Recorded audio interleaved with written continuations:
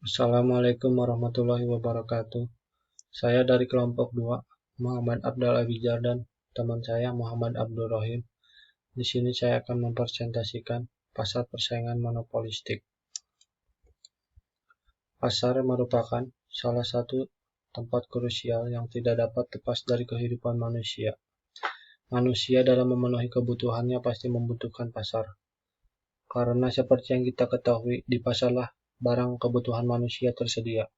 Pasar adalah salah satu berbagai sistem, institusi, prosedur, hubungan sosial, dan infrastruktur, di mana usaha menjual barang, jasa, dan tenaga kerja untuk orang-orang dengan imbalan uang. Karena barang dan jasa yang dijual digunakan alat pembayaran yang sah, seperti uang. Kegiatan ini merupakan bagian dari perekonomian. Ini adalah pengaturan yang kemungkinan membeli dan menjual untuk item pertukaran. Menurut organisasinya, pasar dapat dibedakan menjadi dua, yaitu pasar persaingan sempurna dan pasar persaingan tidak sempurna. Pasar persaingan sempurna dibagi menjadi 3 bagian, yaitu pasar monopoli, pasar monopolistik, dan pasar oligopoli. Pada kesempatan kali ini akan membahas tentang pasar monopolistik. Pengertian pasar monopolistik. Pasar monopolistik adalah salah satu bentuk pasar di mana terdapat banyak produsen yang menghasilkan barang serupa, tetapi memiliki perbedaan dalam beberapa aspek. Penjual pasar monopolistik tidak terbatas, namun setiap produk yang dihasilkan pasti memiliki karakter sendiri yang membedakan dengan produk lainnya. Karakteristik pasar monopolistik. Pasar monopolistik memiliki ciri-ciri yang melekat, yaitu terdapat banyak produsen atau penjual. Meskipun demikian, pasar ini tidak dapat memiliki produsen dan penjual sebanyak pasar persaingan sempurna, dan tidak ada satupun produsen yang mempunyai skala produksi yang lebih besar dari produsen lainnya. 2. Adanya diferensiasi produk. Sifat ini merupakan sifat yang sangat penting untuk dapat membedakan mana pasar persaingan monopolistik dan mana pasar persaingan sempurna. Seperti yang telah kita ketahui bahwa pasar persaingan sempurna seluruh perusahaannya memproduksi produk yang sama. 3. Produsen dapat mempengaruhi harga. Berbeda dengan pasar persaingan sempurna, di mana harga terbentuk berdasarkan mekanisme pasar. Maka pasar monopolistik dapat mempengaruhi harga meskipun tidak sebesar-besar oligopoli dan monopoli. 4. Produsen dapat keluar masuk pasar. Hal ini dipengaruhi oleh laba ekonomi saat produsen halnya sedikit di pasar, maka laba ekonominya cukup tinggi. Ketika produsen semakin banyak dan laba ekonomi semakin kecil, maka pasar menjadi tidak menarik dan produsen dapat meninggalkan pasar. 5. Promosi penjualan harus aktif dalam pasar persaingan monopolistik. Harga bukanlah penentu utama dari besarnya pasar dan dari perusahaan dalam pasar persaingan monopolistik. Pembahasan masalah.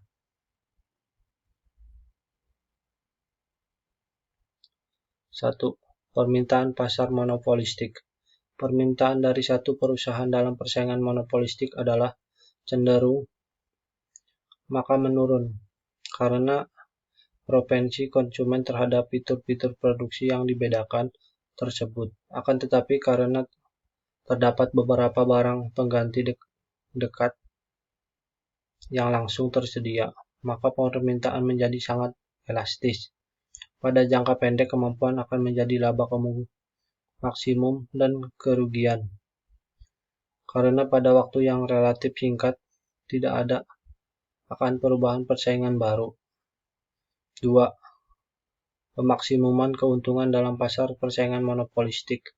Kurva permintaan yang dihadapi oleh perusahaan dalam persaingan monopolistik lebih sempurna sebagaimana kurva permintaan yang dihadapi oleh perusahaan-perusahaan yang dalam perusahaan persaingan sempurna. A. Pemaksimuman keuntungan jangka pendek.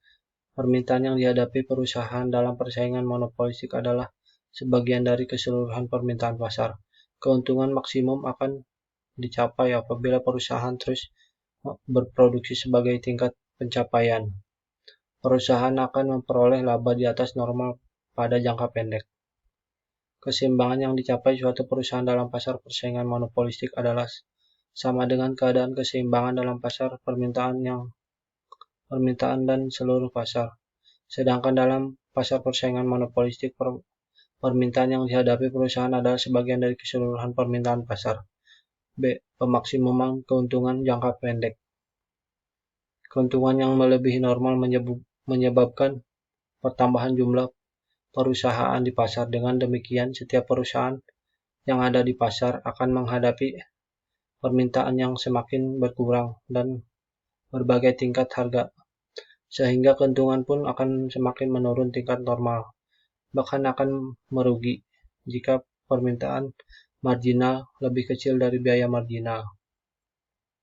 Dalam jangka panjang, perusahaan dalam pasar persaingan monopolistik hanya menerima keuntungan normal seperti halnya perusahaan dalam pasar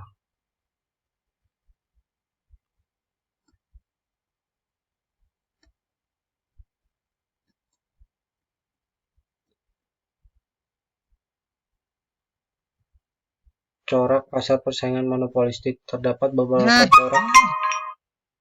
corak yang terjadi dan ada pada pasar persaingan monopolistik.